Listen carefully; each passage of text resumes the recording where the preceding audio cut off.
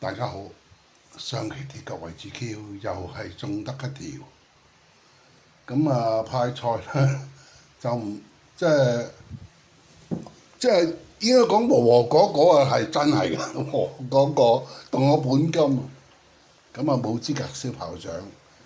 其實講真啦，Richard 啦喺賽日啊，即係夜晚啊嘛，我喺3、4點鐘嘅時候咧，3點零4點啊。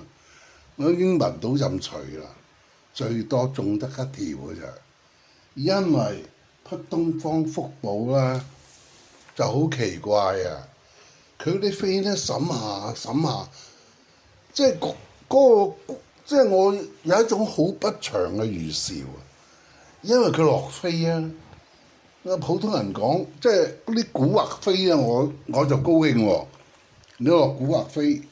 你好似節節有福嘅古惑飛，節節有福係古惑飛嚟㗎，7倍啊、8倍啊，跟住翻嚟7倍啊，又8倍啊，間中俾個6.8啊、6.9俾你嘆，跟住又7倍、8倍，咁呢啲係古惑飛啊嘛。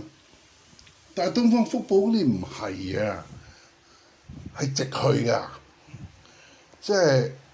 喺嗰個時候啦，嗱佢17倍我都話佢係有移動㗎，佢落到11、2倍啊，同埋咧係仲不停咁審下，慌死你唔知啊！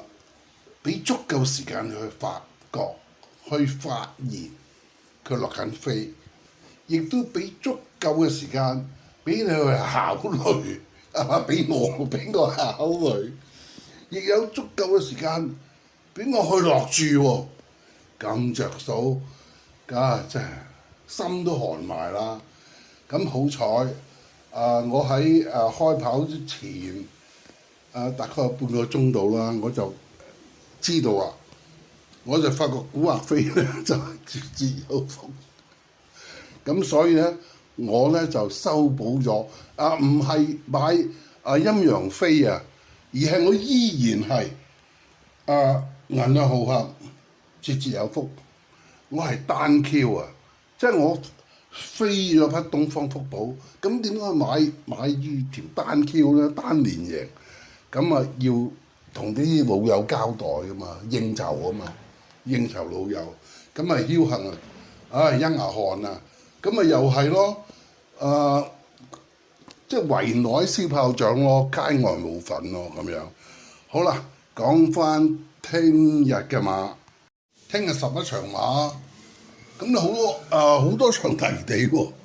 頭2場就係啦，都係5班泥地。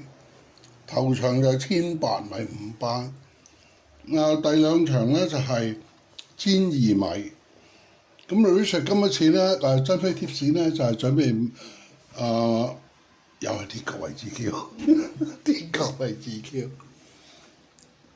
第1場，不過如果今一次中咗條啦，應該係咪一定應該可以燒炮仗嘅，係啦。第1場5班1800米，14匹馬，其中有6匹 Richard 預期佢係7倍嘅，就係1號領創動力，2號光輝歲月，4號風起雲湧，5號怪獸叉燒，仲有大利好運啦，10號啦，11號開心3多，都係呢6匹馬我都係預期佢7倍嘅，好平均嘅。咁咧而家佢哋真實嘅賠率係點咧？呢個時候就6.01分，領創動力預期佢7倍，而家6.9嘅話，好接近啊！咁光輝歲月咧就拗晒頭啊，29倍喎！喂，大佬啊，佢上一場啱贏咗，哇！真係莫名其妙啊！我預期佢7倍，而家佢29倍啊，攞命！即係Richard 嘅預期一敗塗地。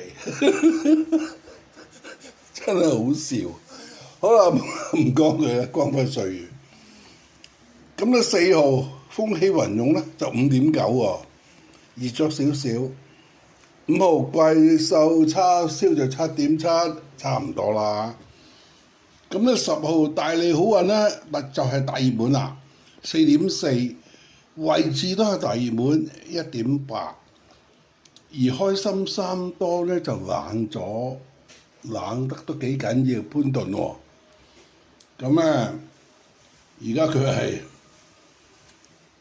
10倍，即係霍宏升同潘頓有咩問題兩個？咁我揀3匹馬，真係鐵個位置叫啊！咁今日次咧應該係如果中咗一條都可以燒炮仗㗎啦。你揀光輝歲月，梗係唔係啦？你點知光輝歲月啊？而家29倍，6點鐘嘅時嘛，咁聽日唔會落翻飛啊？調整翻㗎嘛，分分鐘嚟個大熱門啊！真係唔知嘅。咁既然家係咁好笑，光輝歲月俾咗啲靈感我佢咧，我係唔會要啦，點解要搏啫？係咪啊？咁但係我都要揀一匹中咗有得燒炮仗啊！咁有一匹開心3多10倍，潘一哥救我。咁仲有2匹，一匹阿妹啦，冇得講嘅，佢好着數啊，又降班又有綁減，點解唔揀佢啫？係咪啊？好啦，仲揾多匹，仲揾多匹咧，就係有異動㗎。咁咧喺呢場有2匹馬有異動，一匹10力6號，另外一匹咧就係一6歡騰9號。咁佢哋嘅異動咧都唔係好緊要。10力咧就10倍而家，16歡騰咧就11倍，即係冷過開心3多啲咁多，咁夠㗎啦。我預期佢呢2匹咧，10力同埋16歡騰咧都係10零20倍嘅，咁當佢哋有異動啦。咁我就揀16歡騰，即係我係我鐵講啦，就係1號、